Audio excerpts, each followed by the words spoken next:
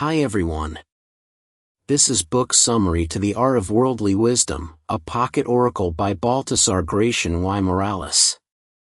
Let's enjoy the video. Please subscribing to my channel for more great content like this. You'll be notified when I upload new videos. Key takeaways. Wisdom is one of the most important and sought-after qualities in life. It can help us to make better decisions, to achieve our goals, and to live happily and peacefully. But how can we acquire and apply wisdom in our complex and changing world? How can we navigate the challenges and opportunities that we face every day? How can we balance our personal and professional lives, our moral and practical interests, and our individual and social responsibilities? These are some of the questions that Baltasar Gracián y Morales, a 17th-century Spanish Jesuit priest and philosopher, tries to answer in his book The Art of Worldly Wisdom, a pocket oracle. If you want to learn more about the art of worldly wisdom, how to recognize and resist the lies that sabotage your peace, and how to live in the truth and enjoy the freedom that God has for you, you should read this book. It will show you how to use prudence, discretion, and cunning to deal with various situations and people, how to improve your personality and your performance, and how to create and maintain a good reputation. It will also inspire you to pursue your passions and your goals, to overcome your fears and your challenges, and to find your peace and freedom. It will teach you how to live no lies. The Art of Worldly Wisdom is a timeless self-help classic. Comprising 300 short but brilliant maxims, it sheds light on how to live your life, achieve success, and win respect. It has remained consistently relevant throughout its nearly 400-year publication history, inspiring the likes of Arthur Schopenhauer and Friedrich Nietzsche. Introduction: discover the enduring wisdom of a 400-year-old self-help classic. Human history is filled with influential people. And since the invention of writing, those gifted with the power of prose have used it to win over others. But while many ancient texts are still widely read today, not all of them are applicable to our modern way of living. That said, some of the most important aspects behind success have changed very little over the centuries. This is what makes Baltasar Gracián's 300 maxims so remarkable. The majority of them still ring true today, even though they were written by a Jesuit priest nearly 400 years ago. Whether he's talking about how to exercise power or how to improve your personality, many of the principles underlying his aphorisms could come straight out of a modern self-help book. Gracián's world was incredibly different from ours. He was born and lived in 17th-century Baroque Spain. During his life, he achieved fame with the publishing of El Criticón, an epic novel now regarded as a Spanish classic. But his Art of Worldly Wisdom is what he is most known for today. Published in 1647, it was an instant success throughout Europe. Influential philosopher Arthur Schopenhauer admired it so much that he translated it into German. And Friedrich Nietzsche proclaimed it was unrivaled in showing how to lead a moral life. Perhaps Gracián's maxims feel so familiar today because society has changed less than we think over the last 400 years. His original target audience was people trying to navigate the dog-eat-dog Spanish court life. Nowadays, we're all navigating the hyper-competitive global economy. Both situations present the same problem: how can we maintain an upright character while trying to get ahead in a chaotic world? In this summary, we'll present a selection of Gracián's maxims, all in search of answers to this question. You may or may not agree or want to apply all of these life lessons, but it's undeniable that they shed a fascinating light on the ideas and social relationships that have shaped modern life. Creating and nurturing lasting friendships is key to success. Let's start off with a maxim that's as simple as it is important: have friends. Sure, this seems obvious, but there's a reason Gracián thought it was important to include. This is because the advantages of having friends aren't necessarily as simplistic as you think. And as you'll see, how you go about choosing your friends has a big impact on your place in the world. Gracián recommends trying to make a new friend every day. Even if it only results in a new acquaintance rather than a future confidant, this is an important act. If you find this difficult, then Gracián has some advice. The best way to make friends is to already act like their friend. Apply this principle to your in-person or online communications to more effectively form new friendships. Now, although Gracián definitely recommends casting your net wide, this doesn't mean all friendships are created equal.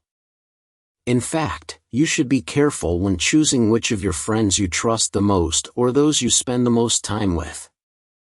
One factor to consider is that there are usually two types of friends: friends of talent and friends of humor. Although you might value a humorous friend for the entertainment they provide you, spending time with them might have negative consequences. This is because when observed in their company, others might assume that you too are only of humorous value or, as Gracián bluntly puts it, a fool.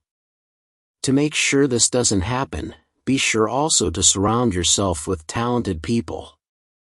Gracián even thought that if you simply spent time around people more intelligent than yourself, you would supernaturally receive some of their intelligence. While we now know that that isn't true psychologically speaking, we can't deny that we are influenced and inspired by those we spend time with. For example, take a moment to examine the lives of some of today's most successful people. What do they all have in common? They all associate themselves with other successful people. What's more is that in many cases, they were doing so before they made their big breaks. This is because if you cultivate a network of outstanding, talented people, it will lead to a number of knock-on effects. One of these has to do with learning. When you run into problems or need advice, having a network of thriving people around you means you'll never be short of advice or solutions. Your constant learning and gathering of experience means that, one day, you too will be able to share your knowledge with others. So, now that you know who you should be seeking out to be your close friends, how do you go about cultivating these friendships? Gracián presents numerous tips on how to do so, and we'll go through 3 of these. First and foremost, don't hold on to your views too firmly. Sometimes, conceding a point or accepting you're wrong can be integral to maintaining rapport and social standing. If you're too harsh in defending all your positions all the time, your social reputation will suffer. Now, this doesn't mean you have to give in on everything. You undoubtedly have existential and deep-rooted opinions that shape the core of your identity, and no good friend should expect you to change them. But when it comes to everything else, don't waste too much social capital arguing with friends. The second way you can maintain and deepen friendships is by not talking about yourself. For some of us, this can be hard. But, as Gracián explains, talking about yourself often leads to being perceived as either vain or meek. This is because focusing on yourself can easily lead to excessive self-praise, or self-criticism. Finally, the third principle behind cultivating friendships is to avoid being boring. This sounds rather obvious, but for Gracián, it's key to social relations. He notes that when you associate with people at the top of their field, not being boring becomes even more important. This is because successful people are often very busy, meaning that they're even more annoyed with people who they feel are wasting their limited time. So, make an effort to practice brevity and variety when conversing with friends. As Gracián says, good things, if brief, twice good. On the flip side, badness, if short, isn't so bad. Sadly, even the best of friendships sometimes come to an end. It's in situations like these where you have to be very careful. The closer the friend, the worse the future detractor if things end badly. So take care when it comes to ending friendships. Take a gentle, forgiving approach if at all possible, and avoid saying anything offensive that might come back to haunt you. It's important to build and maintain a good reputation. Now that you've heard Gracián's take on friendship, let's dive into a related theme. Many of his maxims have to do with the importance of obtaining and keeping a good reputation. Doing so isn't easy, but once you have it, you need to treasure it. That's because while gaining a good reputation is hard, losing it can be very easy if you're not careful. One of the anchors of any good reputation is maintaining a sense of mystery in everything that you do. According to Gracián, reputation is more about stealth rather than deeds. This is because people tend to admire novelty and complexity. So when you're talking about your work, for example, try to always mix in a bit of mystery. Don't tell people your innermost thoughts, rather, leave a little to the imagination so that others have to use their own minds to fill in the gaps. As Gracián explains, people value things that are difficult. In a similar vein, it's important to hide the full extent of your abilities from others. While it's helpful for people to know and respect what you do, you should keep them guessing how good you really are. No matter how talented you may be at your craft, you're likely to win more admiration by keeping people in the dark rather than displaying the upper limits of your skills. And this doesn't only apply to your strengths. It's even more important to hide your weaknesses. Everybody has weaknesses, of course, but the most successful people are those who hide them most effectively. This isn't by accident. The more successful you are, the more you have to lose. And when someone successful fails publicly, their detractors descend on them like a pack of hungry wolves. But it's not just your enemies who you need to hide your weaknesses from. Gracián recommends not even sharing your weaknesses with your closest friends. In fact, if it were possible, you shouldn't even admit your defects to yourself. Reputation, conversely, isn't only about what you need to hide. It's important that you show the world that you are, in fact, doing things. Truth be told, showing that you are doing is just as important as doing itself. After all, invisible work might as well be non-existent work. In a modern context, you could apply this maxim to your job. Even if you're great at what you do, if no one is aware of what you're doing, you might as well be doing nothing. This is why you need to find subtle, tactful ways to share your achievements with colleagues and superiors. Once you've built up a good reputation, it's important not to squander it. This is why it's crucial to learn from your mistakes, and not to make the same one twice. Gracián observes that while people are often willing to give others second chances, that's usually the limit. So when you make a mistake, you need to rectify it immediately. Show the world that you have learned and will act differently going forward, and your reputation will hopefully be saved. Sometimes you have to bend morality to get ahead in life. So far, we've been looking at topics that could very well have come from a contemporary self-help book. How to maintain friendships and your reputation are fairly innocent and normal things, after all. But Gracián isn't afraid to get into the slightly more morally dubious aspects behind living a successful life. In fact, many people over the years have compared his more cunning maxims to the writings of Italian Renaissance philosopher Machiavelli.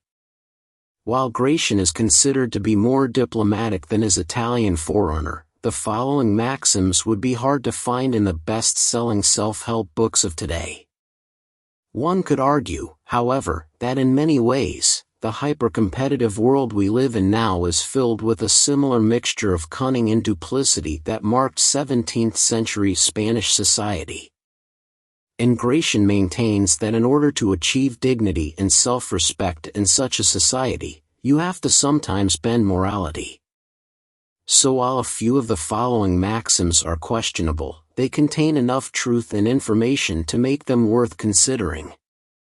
Alright, here goes. To make the most of your relationships, make people depend on you. Gracian's logic behind this is that it's better to be needed than to be thanked. When you're no longer needed, people tend to treat you worse, as well as having less respect for you. So try to make yourself indispensable to everyone around you. As Gracian notes, maintaining dependency can hold even a king to your every whim. Speaking of kings, Gracian explains that even the non-aristocrats among us need to know how to use scapegoats. For kings or their modern equivalents, throwing scapegoats under the bus when things go wrong is a necessary trait. But this shouldn't be restricted to the ruling class. All people who chase success need to learn to let others take the hit when things go wrong. This is because things will inevitably go wrong. After all, imperfection is one of the main things that separates us from God, as Gracian notes. We all make mistakes. But just as others are likely to push their mistakes onto you, you may need to do the same to them. So, Gracian encourages, even if it pains you to do so, next time something goes wrong, consider feigning innocence and placing the blame on someone else. But be careful not to be too outlandish with your blame. It needs to be believable, and the scapegoat needs to have been somehow involved in your mistake, whether directly or indirectly. The flip side can be said about good things too, by the way. If you are involved in something that attracts praise, be quick to make it known that you are an integral part of it. Again, make sure it's not a stretch, it has to be believable. The key here is speed. If you wait too long, others will lay claim to the achievement first. And when it comes to reward and praise, it's first come first serve. All successful people are masters of the art of giving and receiving favors. Let's move on to some maxims that are slightly less morally dubious. A big topic that Gracian concerns himself with is that of giving and receiving favors. In fact, he argues that mastering the art of this common social phenomenon is key to living a successful life. First and foremost, never, ever waste a favor. For Gracian, doing so is even worse than denying someone else a favor that they've earned. Always make sure that you keep a tab of who owes you something, and make sure to use this when you need it. Be careful, though. Gracian notes that some people will attempt to return a favor you've done them in the form of politeness. In other words, they'll attempt to return a pragmatic favor with words of gratitude. In this case, return their polite thankfulness with a polite "it was no problem at all, I'm sure you'd have done the same for me." Saying something along these lines will remind them of the transactional nature of what you've done for them, increasing the chances that they will feel the social responsibility to reciprocate in the future. Now, it could be that you need a favor from someone who doesn't yet owe you one. In this case, it might be worth considering doing them a favor in advance. That way, they'll be obliged to owe you one in return. In fact, Gracian maintains that such unprompted favors can show you to be a selfless, giving person, and this can make others feel the need to reciprocate in an even bigger way. Gracian makes an interesting debt analogy to illustrate this. You begin by paying a debt you don't owe, and in the end, the debt gets passed to your creditor. When it comes to giving favors, be sure to exercise some restraint. This is helpful in the case that you do someone too many favors without giving them the chance to reciprocate, which might scare them away. If you exhaust the gratitude of someone else, they may start to feel that they can never repay you. In extreme cases, they might even break off contact with you altogether. Of course, this is something you should avoid at all costs. Conversely, don't allow yourself to get into the other side of that situation. In other words, Don't be the type of person who owes everyone favors. Just as being in monetary debt can be antithetical to financial success, the same is true of social debt and your reputation. If people begin to think of you as the person who never returns favors, you risk becoming a social pariah. So just as you keep track of who owes you favors, also keep track of the other side of the equation. Which brings us to the final maxim we'll share with you, and that is to live neither entirely for yourself nor entirely for others. You need to strike a balance between being selfish and selfless. This is the seesaw of social exchange. At this point in your life, you owe certain people favors. They'll expect you to be selfless at some point in the future. But after this point, you need to reciprocate this with a bit of selfishness in order to maintain the balance. As discussed earlier, when it comes to social exchange, there really can be too much of a good thing. So strive to live a balanced social life. By doing so, you'll be much more likely to achieve the success you deserve. Final summary. As we wrap up the summary to The Art of Worldly Wisdom by Baltasar Gracián y Morales, there are a few important things to remember. For starters, even 400-year-old books can contain a lot of surprisingly prescient wisdom. Some of these maxims can even be applied today. As an example, it could be a good idea to try spending more time with friends we consider successful in their fields. By doing so, there is a lot we can learn and develop in, and one day pass on to others. And although some of Gracián's maxims are a bit Machiavellian, it's definitely important to remember that many people put these to use to find success. And, while we can't recommend doing so in good conscience, there are those that say that desperate means call for desperate measures. Finally, embracing a more mysterious persona might be a good idea. In an age where many of us share every moment of our lives on social media, holding some things back can't hurt. Thank you for watching. Please subscribe, like and share. See you in next videos.